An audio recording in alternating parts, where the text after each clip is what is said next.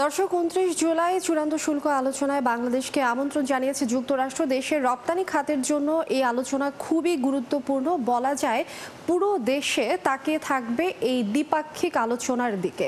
কি আলোচনা হওয়া হতে পারে এবং বাংলাদেশ কি কি পয়েন্টে আলোচনায় জোর দেওয়া উচিত, এ নিয়ে কথা বলতে অর্থযোগে যুক্ত হচ্ছেন আন্তর্জাতিক বাণিজ্য অর্থনীতি বিশ্লেষক শাহজাহান সিদ্দিকী। শাহজাহান সিদ্দিকী, আপনাকে ৭১-এ স্বাগত জানাচ্ছি। প্রথমেই যে বিষয়টি জানতে চাই, আপনার পর্যবেক্ষণ কি ২৯ জুলাই চূড়ান্ত শুল্ক আলোচনার আমন্ত্রণ পাওয়ার বিষয়টি নিয়ে একটু জানাবেন। আমরা তো যেহেতু সরকারের সাথে আমেরিকান গভর্নমেন্টের একটা নন ডিসক্লোজার এগ্রিমেন্ট আছে, আমরা কিন্তু আলোচনা কি পর্যায়ে আছে সেটা নিয়ে অনুমান করতে পারি, কিন্তু ডেফিনেট কোনো তথ্য দিতে পারি না। তবে প্রেসিডেন্ট ট্রাম্পের যে চিঠি আমাদের মাননীয় চিফ অ্যাডভাইজারকে দিয়েছেন, সেটি একটি তথ্যবহুল একটি চিঠি।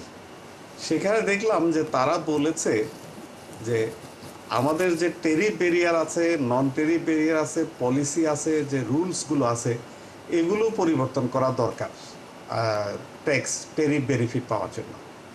এখন আমরা বাংলাদেশ সরকার যেটা করছে এখন, সেটা হচ্ছে যে কিছু কিছু প্রোডাক্টের জিরো টেরিফ করে আমেরিকার দৃষ্টি আকর্ষণ করার চেষ্টা করছে। কিন্তু আমেরিকান গভর্নমেন্টের যেটা টার্গেট ট্রাম্প অ্যাডমিনিস্ট্রেশনের, সেটা হচ্ছে যে ট্রেড ফ্যাসিলিটেশন। সেটা হচ্ছে যে টেরিফটা শুধু ৪-৫টা বা ১০০টা আইটেম নয়, জেনারেলি অনেকগুলো আইটেমের উপর থেকে ট্যাক্স টেরিফটা উঠিয়ে দিতে হবে।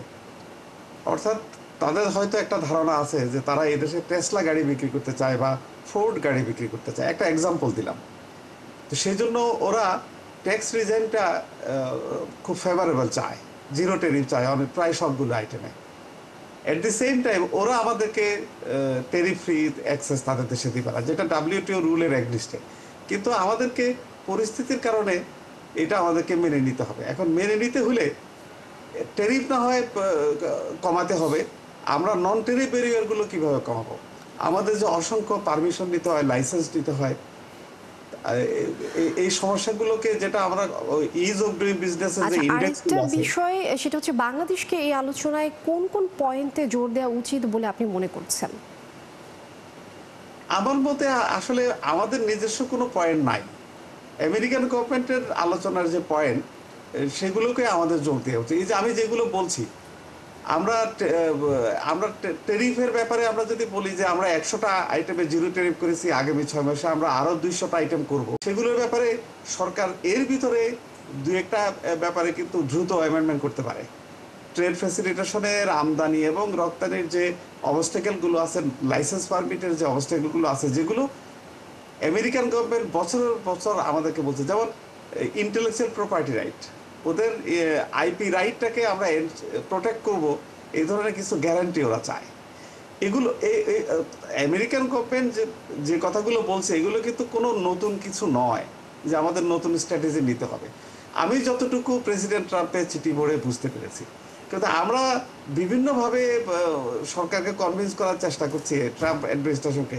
এইটা আমি ব্যক্তিগতভাবে মনে করি এটাতে কোনো লাভ হবে না, কারণ ওদের আচ্ছা, এখানে আরেকটি বিষয়, যে ইন্দোনেশিয়া পেলো, ফিলিপাইন পেলো, কিন্তু ট্রাম্প ট্যাক্সে বাংলাদেশ ছাড় পাচ্ছে না কেন?